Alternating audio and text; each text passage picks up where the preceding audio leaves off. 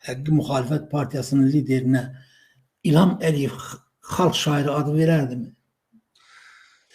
Xalq şairi yox, Müxalifət Partiyası liderləri həbsxanalara göndərilir. Ondan sonra, nə bilim mən, döyülürlər, hər hansı bir kukla verilişləri onlar üçün yaradırlar, yazıca gəlib kukla verilişləri də vaxtilə. Azərbaycanda bu cürdür. Təəssüflə müxalifətdə olmaq Azərbaycanda çox böyük qəhrəmanlıqdır, Şahidin bəy.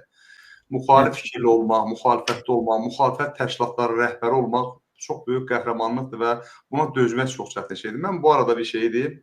Məsələn, müxalifət partiyalarından birinin lideri Əli Əliyev həbsxanada idi. Mən həbsxanadan o çıxandan sonra mənim ona çox böyük hörmətim qalxdı. Nəyə görə? Çünki çıxandan sonra kişi kimi durdu kənara, dedi ki, mən bunların təzyiqlərinə davam gətirə bilmədim və mən siyasətdən gedirəm. Bu özü böyük bir cəsarətdir, böyük bir kişilikdir. Yəni, bunu hər adam bunu eləyə bilməz.